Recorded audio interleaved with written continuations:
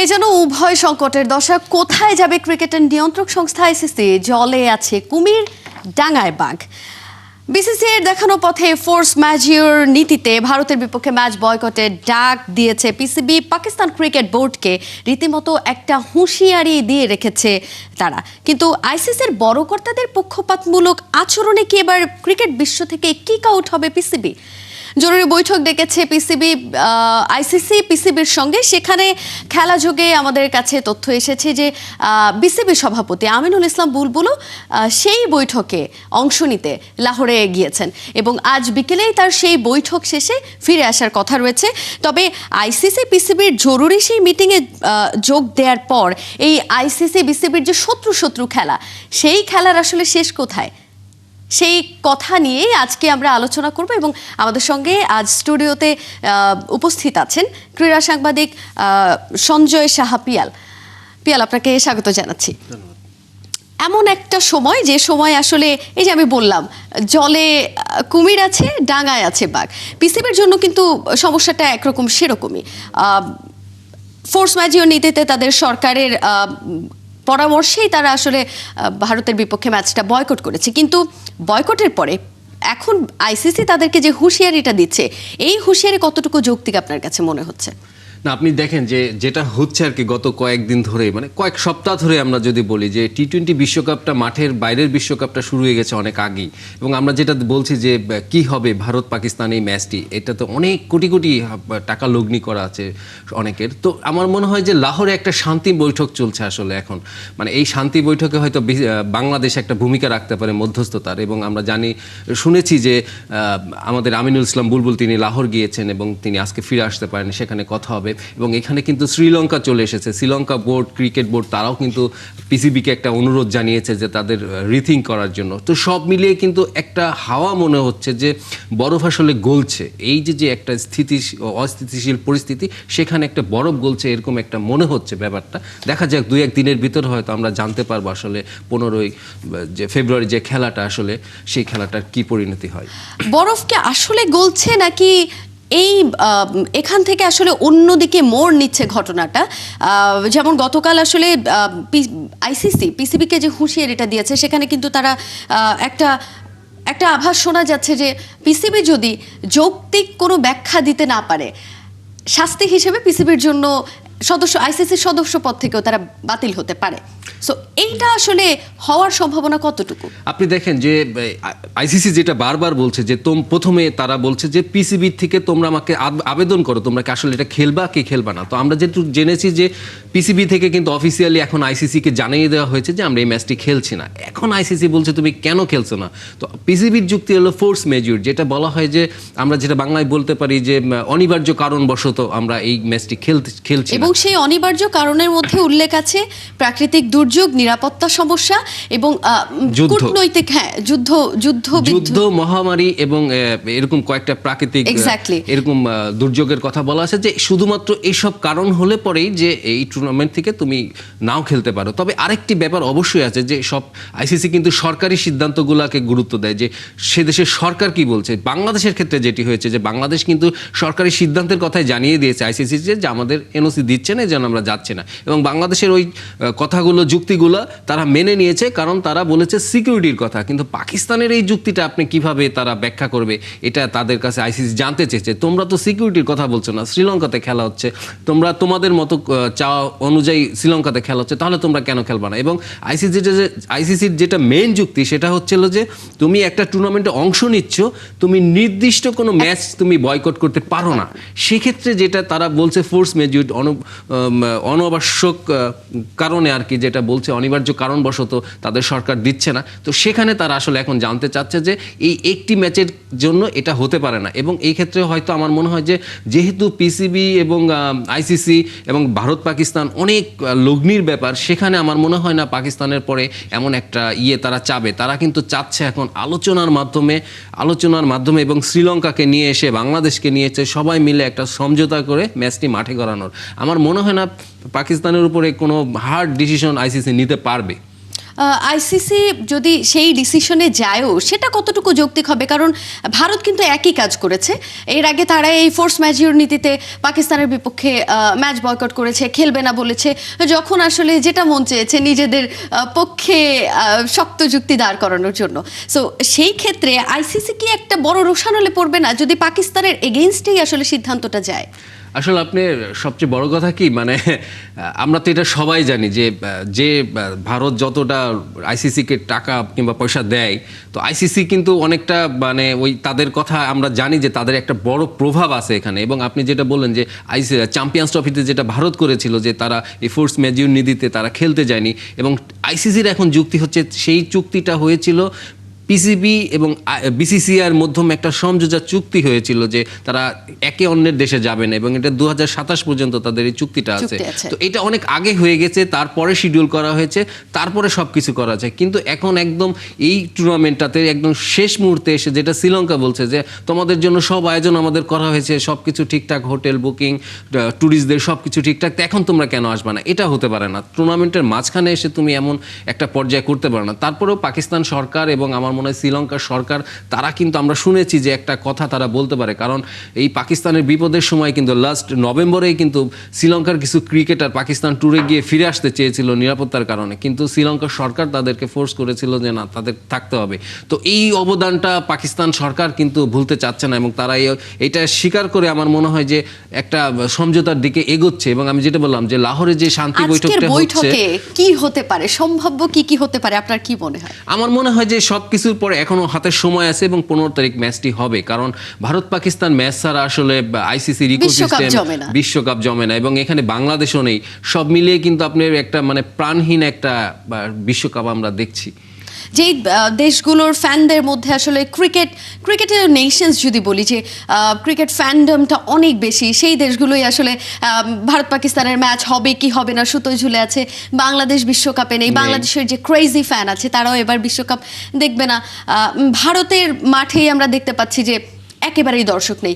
যদি আমি একটু বলতে চাই যে ভাড়া করেও আসলে তারা দর্শক আনতে পারছে না।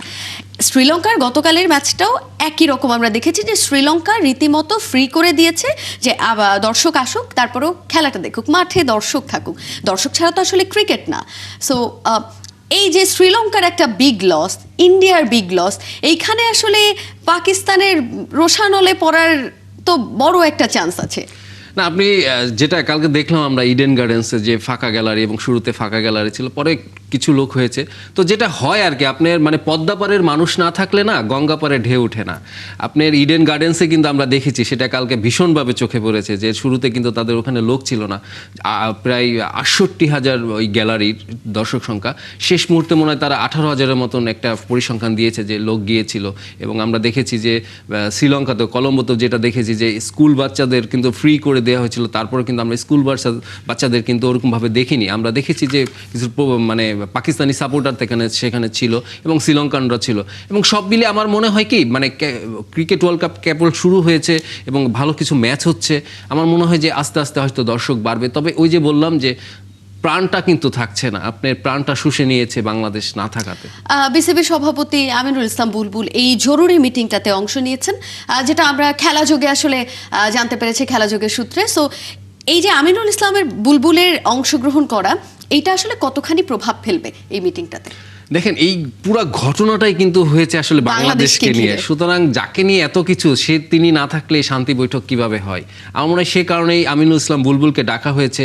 এবং আমি শুনেছি যে এখানে শ্রীলঙ্কান ক্রিকেট বোর্ডের প্রতিনিধি থাকতে পারে, সংযোগকর্তা থাকবেন আইসিসির হয়ে। তো সব মিলিয়ে কিন্তু একটা আমার মানে পারিপার্শ্বিক যে পরিস্থিতি মনে হচ্ছে, সেখানে বাংলাদেশকে রেখেই আপনাকে আসলে একটা সমাধানে আসতে হবে। এবং এখানে কিন্তু বাংলাদেশের উপরে আইসিসি যে একটা মানে আমরা নেই, আমাদের বাদ দিয়ে দেওয়া হয়েছে, এটার কারণও হয়তো তিনি জানতে চাবেন ওই বৈঠকে যে কেন এইভাবে করা হলো, সুযোগ কি ছিল না।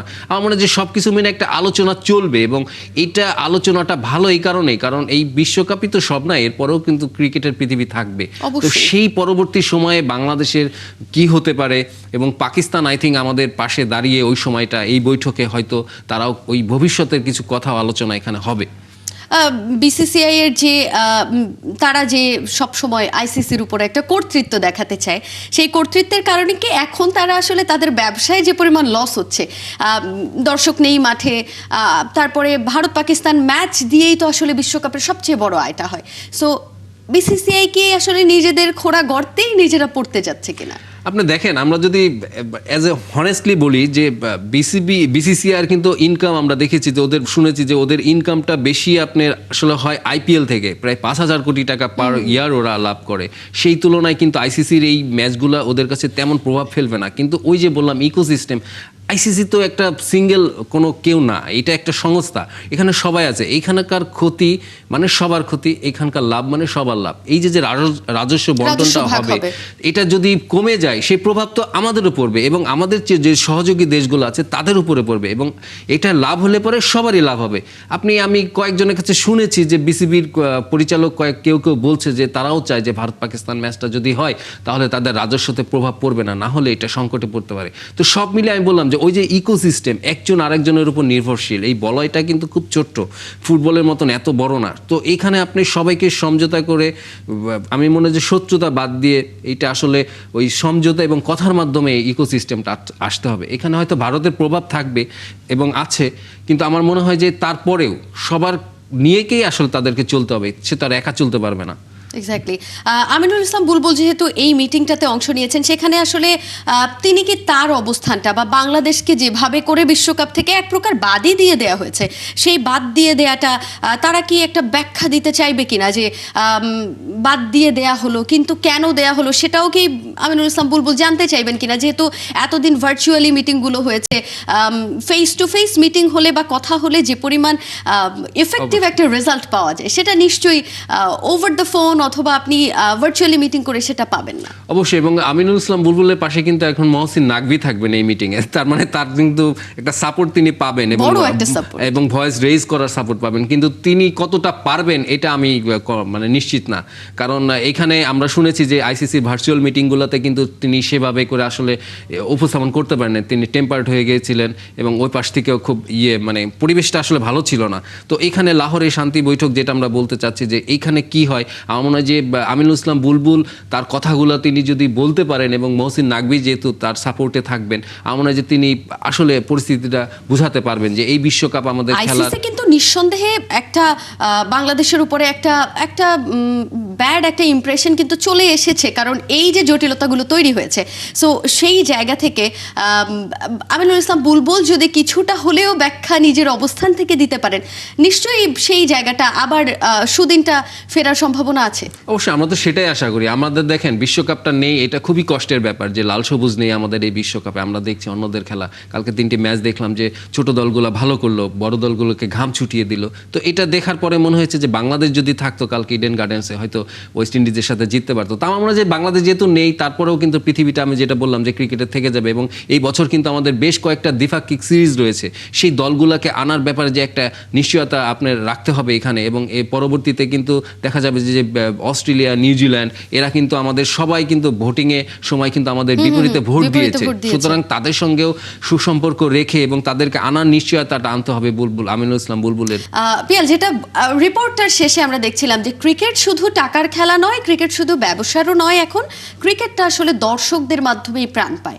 সো এই কথাটাকে যদি আমি আপনাকে ছোট্ট করে একটু বলতে বলি যে ক্রিকেটটা আসলে প্রাণ হারিয়েছে, আপনার কি মনে হয়? অবশ্যই, মানে শোরগোলহীন একটা আয়োজন দেখছি আমরা, যেখানে গ্যালারিতে আসলে প্রাণের আকুতি খুব ভীষণভাবে, এবং বাংলাদেশ না থাকাতে এবং লাল সবুজ না থাকাতে দেখেন ইডেন গার্ডেন্সের আপনার যে গ্যালারি আমরা দেখলাম যে এখানে শুধু গ্যালারি না, কলকাতা নিউ মার্কেটের আশেপাশে যে হোটেলগুলা, যে মানে সব মার্কেটগুলা গম করতে বাংলাদেশের ম্যাচ থাকলে সেখানেও কিন্তু এখন বিজনেসে বিগ লস, সবখানে হাহাকার আসলে বাংলাদেশের এই লাল সবুজ না থাকাতেই। আমার মনে হয় যে এরকম সাপোর্টারবিহীন, এবং যেটা বললো যে পাকিস্তানের ওই কলম্বোতেও আমরা দেখলাম যে ওখানে মানে হাহাকার চলছে। এবং বিশ্বকাপ ঘিরে কিন্তু হিউজ দর্শক বাংলাদেশ থেকে ইন্ডিয়াতে যায় খেলা দেখতে, এবং ম্যাচের টিকিটের দাম যদি অনেক বেশি হয় তবু তারা সেটাকে কনসিডার করতে এক প্রকার ইচ্ছা করে কনসিডার করতে পারে। আমারই পরিচিত অনেকে আপনার এই টিকিটটা কেটে রেখেছিল গতকালের ম্যাচে, তারা অনলাইনে এটা আবেদন করে রেখেছিল অনেক আগে থেকেই, এবং তারা বন্ধু বান্ধব মিলে একটা ব্যাচ যাবে, হোটেল বুকিং সবকিছুই কিন্তু তাদের প্রায় ঠিক হয়ে গিয়েছিল। কিন্তু শেষ মুহূর্তে আসলে যেটা বললাম যে ক্রিকেটের এই এই সিদ্ধান্ত আইসিসির এবং বিশ্বকাপে বাংলাদেশ না থাকাটা আসলে ভীষণভাবে আসলে চোখে পড়েছে এবং সবাই এটা উপলব্ধি করবে যে বাংলাদেশ না থাকলে এই উৎসবের আয়োজনে আসলে কোনো মানে হয় না। পিয়াল, আপনাকে অসংখ্য ধন্যবাদ আমাদের সঙ্গে যুক্ত হওয়ার জন্য। আমরা প্রত্যাশা করি ক্রিকেটে দর্শকদের মাধ্যমে আবারও প্রাণ ফিরুক। অবশ্যই।